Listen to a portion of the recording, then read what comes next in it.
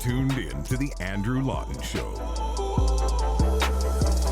I know for people in Alberta, it was a very, very rough weekend. We had temperatures, my friends in Alberta, of which I have a great many, were sharing screenshots of their temperature readings and of thermometers, and it just looked absolutely miserable. I think at some places it went down below minus 40. And because of this, you have the Alberta government telling people to not use electricity, to rein in their electricity usage. Now, many people in Canada have reined in energy usage because they can't afford the carbon tax or the power bills, but it was a bit of a different situation in Alberta. Saskatchewan to the rescue, by the way. Scott Moe announced that Saskatchewan was giving a bit of surplus power to the people in Alberta. But what does this all mean? Kris Sims is the Alberta director with the Canadian Taxpayers Federation and joins me as always on Monday. I'm not going to let the Atlantic Ocean get in the way of this. Kris, always good to talk to you. Thanks for coming on. How are you keeping, by the way? We're okay. It was actually pretty scary there on Saturday night. A lot of people might be familiar, any 80s kid that remembers the Cold War. This is an emergency broadcast system. It was like that. And instead of being worried about the Ruskies, we were worried about the lights suddenly going out. And when it's minus 42 outside without the wind chill, that's pretty scary because then you're getting into like pipe bursting cold. So if all of a sudden your power goes out and you're in the middle of a January in Alberta with this kind of wind and this kind of cold, that was pretty alarming. And then we saw, to your point, Premier Danielle Smith taking to social media and saying things I never thought I'd hear her say, saying things like, hey, folks, only use your microwave. Don't use your oven. Cover your windows with your curtains. Turn off all your lights. Please, everybody. Like, we have to make sure we don't have rolling blackouts. And this is largely, apparently, because a few years back, a previous government had shut down some power plants, but they didn't replace the generation. So just apparently, the story goes, we've lost a lot of power generation here in Alberta, and we've added a lot of people coming to Alberta, myself included. So they've really wanted a larger population of people coming here, lots of people moving here to do business as well. So the grid just couldn't take it, apparently. And the Alberta government says that they're really being hindered by federal government regulations when it comes to expanding their power base. And so here we had this strange situation of a province of Alberta, which if you close your eyes and picture it, you imagine natural resources, right? You picture them as like an energy patch. But here we were facing rolling blackouts, luckily that didn't come on Saturday night. And so I wanted to remind people that this was how scary and critical it was. This is how essential it is to be heating your home.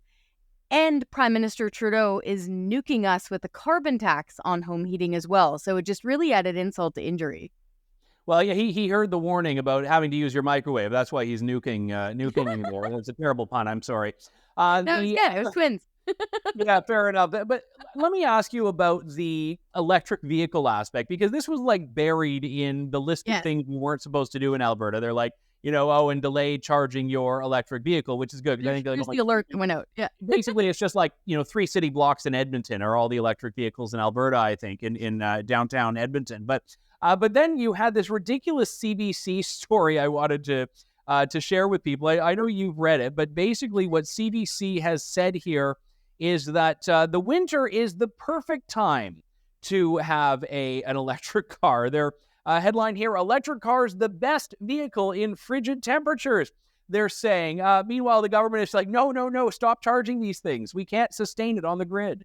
Yeah, exactly. This is literally part of what they said. Turn off all unnecessary lights and electrical appliances. Minimize the use of space heaters. Delay use of major power appliances. Delay charging electric vehicles. Okay? Yeah. And so, I'm not an electrical engineer, but I was a journalist for an awful long time. So I've spoken to, a quadrillion people about all sorts of things, including things like electric vehicles. The story goes is if you have your own electric vehicle, quite often you have to have an upgrade to your panel at home in order to be able to pull enough juice off the grid to plug your own car in, okay? Therefore, it uses a little bit more power than a laptop to charge the thing. The point here being, electric vehicles use a lot of energy in order to recharge their batteries. The idea that while we're all being told to avoid using hair dryers and blenders, to have the CDC come out and say, hey, you know what's awesome in minus 50 wind chill, which it was here in Lethbridge, by the way, an electric vehicle. While the alert itself is saying, folks, don't do this. This is where good intentions or fanciful notions or good planning, I would love it if we all ran off dilithium crystal generators. I'm a Star Trek kid. That would be fine. The only problem is they don't exist. So that's a bit of a big problem when you've got minus 40 degrees outside and you don't want your house and your kids freezing. So to have this CBC article come out at this time was just bizarre. Yeah, and when you mentioned I happened to get that lithium crystal reference only because Ezra used it in his book Ethical Oil back in the day. So I learned it there, not from Star Trek. I'm a bit of a weird dork for a different reason like that. But I was going to say, we have to convert you. What the heck? Yeah, okay. Fair enough. But I don't do I don't do aliens. I don't do sci-fi. So it's not just Star Trek specifically. Before all the Trekkies jump on me here, but the thing that I would point out here is that everyone who talks about the transition misses what is the most painfully obvious point, which is that we don't yet have the magic thing that we can transition to that will do all of the things we're getting rid of can. And to put this back to the World Economic Forum context for a moment, we have people here that are on these panels talking about, the acceleration of the transition, net zero, all of this. And none of them have an answer for how you're going to get the people in Alberta through a cold that is minus 40. Of how you're going to power the developing world, which right now only has fossil fuels available to them. Like, none of them have or really care about that. And it's very, fanciful maybe. I would say quite callous, to be honest. It is callous because at the end of the day, these are real people involved. So these are real people, real families. These are people who are depending, in some cases, imagine if you're depending on an oxygen tank or something, God forbid. You need electricity, you need power. I'll give you an example. There's a gentleman out in British Columbia. He is a scientist, okay? He does these calculations all the time. We happen to disagree even on the carbon tax, so he's not completely on my side here, but he understands energy calculation. A few years back, Andrew, you might have remembered when he did this, he calculated that, say, Santa Claus brought everybody in British Columbia an electric vehicle. Boom, you now own it. It's in your driveway. And British Columbia residentially started relying on electric heat pumps for bare minimum. So we're not talking industrial, forget commercial, just households. They would need 9 new Site C dams. 9 of them. So for folks who are unfamiliar with Site C, imagine those big honkin' gorge dams that you've seen on TV and in movies that James Bond runs across. They're building something like that right now in British Columbia. It has taken them like 30 years from first blueprints to final approval to get this thing going. That's the kind of mega wattage we're talking about. They would need 9 of them tomorrow if they all switched to electric vehicles and bare bones heat pump electricity. Yeah, and we don't have it.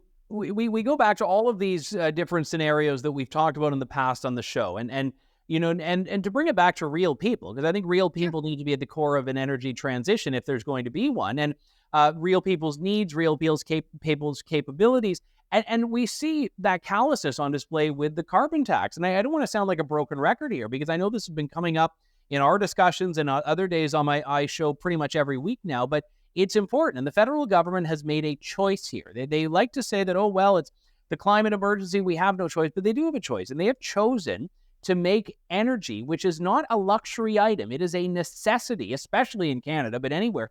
They've chosen to make that more expensive. Yes, they have. And here's the nub.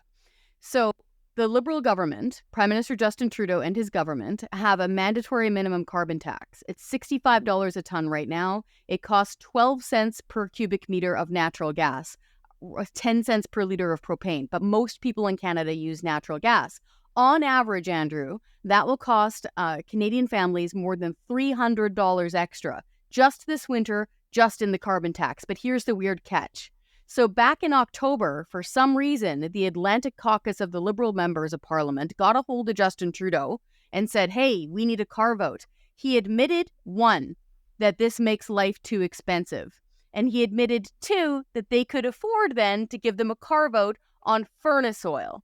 Only 4% of Canadians use furnace oil. Almost all of them happen to be in Atlantic Canada, in vote-rich seats for the Liberals. So he gave an exception on home heating for 3 years to those folks. But all the rest of us who are using natural gas and propane, praying to God the power stays on, we're still getting hit by this carbon tax. And just one more thing, Andrew. You're going to be hearing a lot about, rebate checks landed in bank accounts today, because there's a huge propaganda push coming out of the Trudeau government today saying, thank me, peasant, for giving you a rebate. No.